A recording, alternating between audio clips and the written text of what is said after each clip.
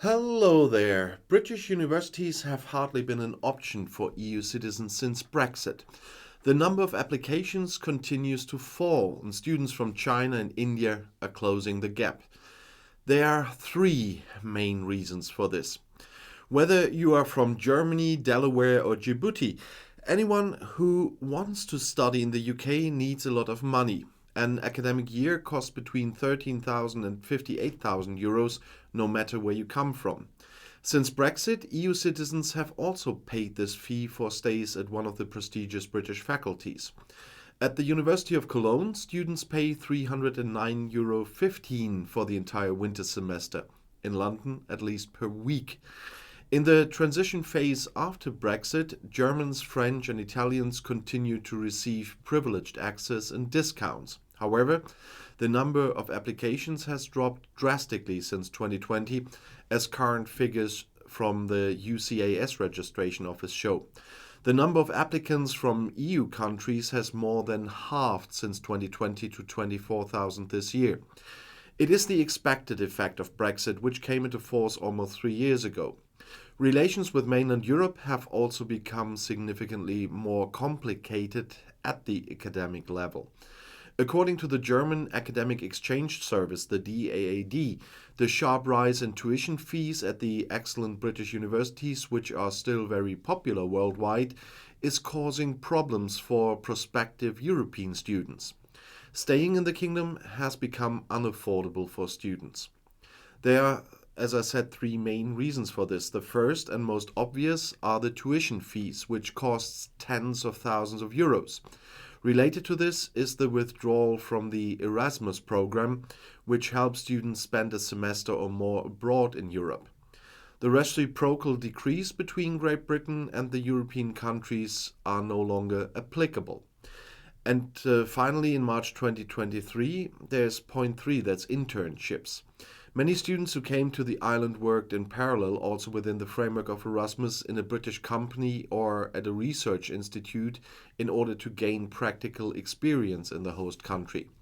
For these internships, explains the DAD spokesman, there is still no visa category, so this mobility is unfortunately no longer possible. The application for a visa to be allowed into the country at all costs just under 420 euros. The DAAD has reacted to the increased costs for students. Master scholarship holders now receive up to 18,000 euros towards their tuition fees. The German universities continue to look for ways for easy mobility of students with their British partner institutions, mostly via bilateral agreements, says the DAAD spokesman. However, the departure of European students from the kingdom seems unstoppable. The number of applicants from EU countries fell from a good 52,200 to 24,000. The proportion of admissions to applications also shows a negative trend. In 2020, there were still 32,000 EU citizens who got a place at a university. That means around 61%. This year, less than half. And in 2020, a good third of international applications came from EU countries, but now their share is only 16%. DAAD expert Jan Kercher found that there are clear differences between the individual EU countries. In Eastern European countries, the numbers have fallen at an above average rate since 2020, in Lithuania by as much as 87%. In most Western European countries, they have fallen below average, in Germany by 43%. The DAAD has no explanation for these deviations, but Kercher emphasizes, however, that the decline in interest among German students is below average in an EU comparison and that the universities continue to enjoy a great reputation. HR managers in Germany see things at least a little differently.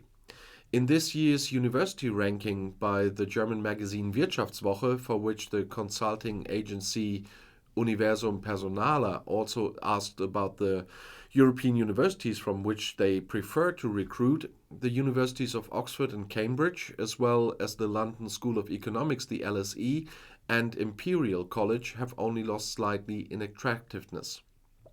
The LSE lost 2.6 percentage points compared to 2021. In addition to the British universities in Zurich, the Zurich ones have always been among the most sought after. And this year, the ETH Zurich passed the LSE in third place. The University of Zurich only increased slightly in percentage terms, but benefited from the losses of the London competition and ended up in the top 5 for the first time. It's rather unlikely that British universities will lose their reputation and that graduates from Germany and the EU will serve less as boosters for their own careers in the future. The DAAD reports that British universities continue to be extremely popular and valued worldwide. We expect that this will remain the case at least in the near future. Only the wealthier students in particular will be able to afford them, though. They are now increasingly coming from China and India. The number of applicants at British universities as a whole is not falling but rising. The UK is currently experiencing a boom in demand from non-EU students, says Chris Kirk, director of UCAS International. That at least cushions a major problem in the scientific community, because despite the high fees, the universities have huge funding gaps. It rumbles violently there. In November, tens of thousands protested at 150 universities across the UK over poor pay and working conditions. The universities are in big financial problems. The best of the well-known British institutes make up for bottlenecks by charging students from China and India, for example, who pay significantly more than those from mainland Europe before. But Universities UK expects overall funding, adjusted for inflation, to fall to its lowest level in more than 100 years. Professor Karin Lesnick-Oberstein from the University of Reading told Bloomberg News Agency that the system was hopelessly overused and dependent on fee payers from abroad. The government's deliberations a few days ago about tightening visa regulations and thus limiting the number of foreign students admitted further worsened the mood. And the Universities UK chair Vivienne Stern said the contributions are essential given the long declining funding for teaching staff. Such a restriction would directly run counter to the government's strategy to rebuild the economy. According to the DAAD, British universities were predominantly against Brexit.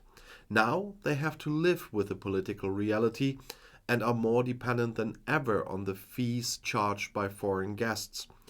Chris Kirk from the registry says stakeholders in the higher education sector don't want to turn their backs on EU students, but want to do more to bring them back and stop the trend. In order to reduce the costs for EU students, however, bilateral solutions have to be laboriously found or scholarships redeemed, because simply waiving the fees, that's something the universities cannot afford to do. In Germany, the universities are a matter of the states, and they are responsible for the funding. And the tuition fees on German universities are just like a bureaucratic fee just for the handling of a student. As I said, for the whole semester in Cologne, it's around 310 euros. That's nothing compared to what you pay in the UK. And it is a big problem that Brexit brought here as well. And I'll see you in my next video. I'll be back.